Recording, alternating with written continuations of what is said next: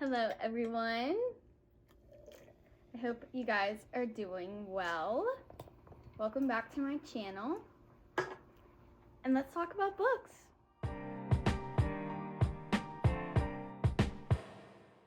For this week's episode, I wanted to kind of chat about the books that I read in January and also the books that I want to read for February. For January, I read 6 books. Crazy. Just to start off the year, I'm so proud of myself. Hallelujah.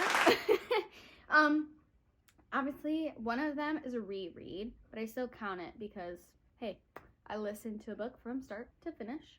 And the other 5 are books that I read. So let's get started. For the month of January, I started by reading, Iron Flame. Fun fact, a year ago, I read this around Christmas time, and I rated it 3 stars. Yeah, what was I doing? I was in the middle of school. I was starting a new job, and I was picking this up for reading like maybe a chapter, putting it down, picking it back up for a couple pages, putting it back down. And every time I'd come back to it, I had no idea what was happening, so I was so lost every time. And by the time I actually wanted to sit down and read it and finish it, I had no idea what I was like, okay, well, I just have no idea. I'm so lost, so it's fine. I reread it on Audible this year, and I really enjoyed the narrator. So, yeah, it was good. And I gave it a 4-star, bumped it up to 1 star. I bumped it up 1 star because, I don't know, I thought there could have been, I think there were some things that I didn't thoroughly enjoy in it, but I still thought it was pretty good for a fantasy book that I needed to reread. So, next I read Iron Flame. This is not actually my first time reading Iron Flame this year. I haven't read it because I didn't really enjoy 4th Wing that much, and I didn't want to jump into a really thick book in the midst of starting school and everything. So I read it this year, and honestly, I know this is a very hot take, but I liked this book the most out of all 3 of them. I enjoyed listening to the different the 2 different areas, like Basgiath and Aracia, but I also liked how the narrator was able to shift her voice from character to character, and I hybrid read this and listened to it and also read it as well, while listening to it, so that when she was pronouncing the big names of the characters or of the places, I could be okay and be like, okay, yeah, that's how it's pronounced. So yeah, I really enjoyed listening to the audiobook of all 3 of these. I really, like I said, I really liked the narrator. I thought she was really, really good. But yeah, so I actually rated this a 4.25. I don't know. A lot of people were telling me you're gonna hate it, it's so long and so boring, and I was like, I don't know, I thought there were parts that yes, there's some downs, but there's also some really good ups too. I don't know. I enjoyed it. I thought it was good. And obviously Onyx Storm is the most recent read. So I rated this one a 4 out of 5 stars. I enjoyed it about the last, I would say third of the book is when I started to really latch on and start enjoy reading it. I just thought it was still a ton of world building. I know Iron Flame was world building, but I felt like it was valid because we were going outside of Basgiath and the college and stuff like that, so it made sense. But there was a lot more, and there was a ton of characters that I felt like she threw at us, and I was like, I don't remember them at all. But I don't know, I still enjoyed it. The ending was crazy. I was upset. I won't tell you how I was upset, but I was just upset. I'm interested to see how the story continues, where it's gonna go, and yeah. If you haven't read this series, I would recommend reading it. It's good. If you are not sure where to start with fantasy, I think 4th Wing is a good way to start. Yeah. For my first 5-star read of the year, I think you guys, if you remember from my first video, I was listening to The Favorites by Layne Fargo. She's my first star read of the year. Because this book was filled with drama. It was filled with oh my gosh, it's so good. It ripped my heart out. It made me sad. It made me angry. It made me like, what the F? You know, I was so upset. But I couldn't stop thinking about this book for days. So I gave this book a 5-star. I also listened to this on audiobook. And if you want to read this book, please listen to it on audiobook. She has a whole cast for all of the characters that you meet in the book. Like kind of, it's set up like documentary style. So all of these characters have their own narrator. And it's so fun to just listen to it. And I loved it. It was so good. I highly recommend this book for someone who just needs a little break from something, wants the drama. The Favorites is a yes. The 5th book that I read this month, which I would say is probably my most disappointing book. Just like these other books were, I feel like they lived up to the hype. But this one I feel like was kind of a little disappointing for me. I thought I was going to enjoy it a little bit more, but it was Caraval. Just couldn't get into it. I think I got like at least 250 pages in, which is like here. And then I think that's when I started to like it. I don't know. The ending shocked me. I was like, oh, okay. Well, I can see where the next book's going to go. But I don't know. Something about this just did not work for me. I didn't enjoy the main female character. I didn't enjoy just like her whininess. Like I understand like why she was, because the thing that she was searching for. But I was also like, girl, step it, like, you got this. Like, be strong. Like, you're literally in a place where no one knows who you are. I don't know. Don't be whiny. I don't know. I think that's one of the reasons why I didn't like it, is because she was always like, and she was just so gullible. She was so gullible. And I was like, girl, please, like, you can't be doing this. You can't. I don't know. It just made me a little upset. But I was gifted this series for either my birthday or Christmas. I can't quite remember. So I am going to read them all, because I don't want them just to sit on my shelf, because they were gifted to me. So I will be reading the other two at some point in this year. But as of right now, I think I'm going to pause. My 6th book.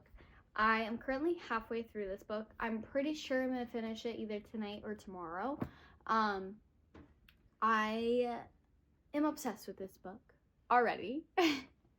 Already like a little under halfway, and I love it. So good. It is Out of the Woods by Hannah Bonam-Young. If you haven't read Out on a Limb, go read it.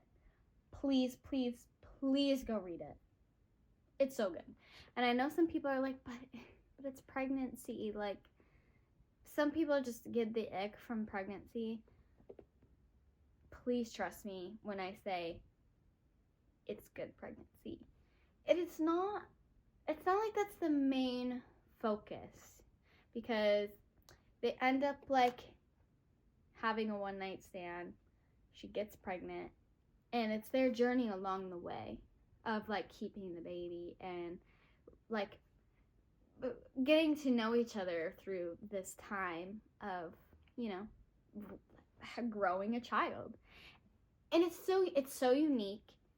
It's so cute. I love the two main characters, Bo and Win. They have my heart. I still think about that book. I read it in a day. It was so good. So this is Sarah and Caleb. They are also characters in Out on a Limb. Sarah is Win's basically sister. And they're so cute. I stare at them sometimes because I'm like, I love you guys so much already. So Sarah and Caleb are high school sweethearts, and they've been together for like 17 years. But she just wants to be able to have something for herself and put her name behind something and know that she did it. And to be honest, I have felt that way more than once. And it's just them being able to reconnect through a wilderness expedition that like is 7 days long. And they go on this expedition, and it's just really to reignite You'll get it if you read the book. Reignite their marriage. So, I really like it so far. I think it's very similar. It's really weird. I think it's very similar to me and my fiance. We were also high school sweethearts. We've been together for 6 years. Obviously, they were together a little bit more, but I'm only 22 and he's 23, so we still have a little ways to catch up to Sarah and Caleb. But their love language is very similar to ours, and so I've already found myself giggling and laughing and also like shedding a small tear already. So I know I'm gonna love this book, and I know I'm gonna rave about it. This will be my 6th book for January, and let's start with February. For my February TBR, I have 3 books that I set aside for my physical TBR that I have currently, and I also have 2 that are not out yet that I'm reading as well. So we'll start with my physical TBR. So this one I want to get back into. I'm about 160 pages into this book, but I had to take a pause when it was about a little over a month out from Onyx Storm releasing, and I was like, I gotta lock in. I gotta reread Iron Flame. I gotta reread Fourth Wing. I gotta reread Iron Flame. Like, I have to make sure that I'm ready for Onyx Storm. So I took a pause, and I want to come back to this book. It's Crescent City, House of Sky and Breath.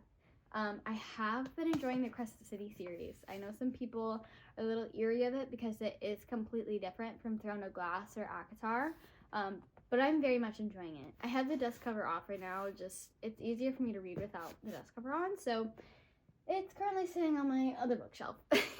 But anyway, I really want to get back into this series. I want to finish it before she announces, if she announces anything about either ACOTAR or whatever.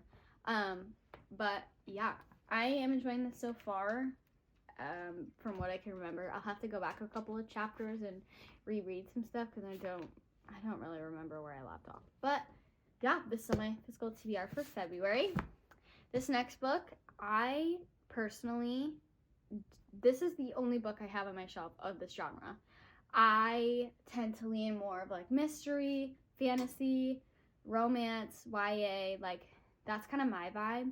So this is the first historical fiction on my shelf, and I'm excited to read it. I have been wanting to pick it up for a while now, and I've seen a lot of people recently reading it and that their brain chemistry was altered. It was really, really good, and I kind of want that feeling, you know. I want to be changed after a book, and who not better to do it than Kristin Hannah. So she is on my TBR this month. I'm hoping, I think I can do it. I can do it. It'll be fine. And plus the font's kind of big too, so. I'm sure I'll fly through this, but I'm really excited to read this month because I've heard very great things about it, and I kind of want to dip my toes into historical fiction. Next, I have had some conflicting opinions on this one, just because I'm not quite sure if I'm going to like it. But everyone that I've talked to that has read it has really, really enjoyed it, and I finally want to pick it up because I want to start recommending this book more at the bookstore, and that is The Invisible Life of Addie LaRue. The only reason why I say conflicting opinions is because the other day my boss was talking about how she really liked this, and that's why other people recommended like Ashley Poston, just like similar to this, and I was not a huge fan of Ashley. I know, I was not a huge fan. I tried the 7-Year Slip. I tried. I read 150 pages of it, and I could not do it. I think the idea of her being in her apartment and it, like, going back and forth in time, I was so conflicted. I was like, okay, well, what day is it? Like, doesn't she have to go to work? Like, that doesn't make any sense. Like, what happens when somebody needs her and, like, they can't, like, they don't see her? Like, you know what I mean? Like, I was so seeing the reality of it that I wasn't able to push aside, like, the whole, like, magic happening and stuff. So, it's not, obviously, I don't think the book was bad. I thought it could have been getting better, and I just didn't know it. I might try it again at some point, but as of right now, I wasn't a huge fan of it. So that's why I'm a little scared to try this book, but I really want to read it. I want to cross some books off my physical TBR, because I have a bunch literally just sitting even right here in this corner. Like, all these books I haven't read. So, I really want to get some off my physical TBR. So she's one I'm reading for February. The 2 books that I do have on my TBR that I don't have in my hands currently is First Time Caller by B.K. Borison. I have that book coming in Book of the Month, and I'm so excited. I'm so excited. And then also Deep End by Ali Hazelwood. That is the book that we're doing for a little book club at the bookstore. We're starting book clubs finally, and I'm so excited. And that's going to be our first one. So I actually haven't read a Ali Hazelwood book yet, and this is going to be my first one. Sorry, that's a lie. I've read Two Can Play, or listened to Two Can Play when she released it on Spotify. I liked it. So I'm excited to read Deep End and First Time Caller. I think I'm going to read First Time Caller probably first, and then read Deep End. Then obviously fix my other books in there as well. But yeah, that is my January wrap-up and my February TBR. I hope you guys enjoyed this video. Thank you so much for watching. Like, comment if you had any similar books this month, or if you want to read any of these. I hope you guys have the best weekend, the best week, whenever I decide to post this, and I'll see you soon.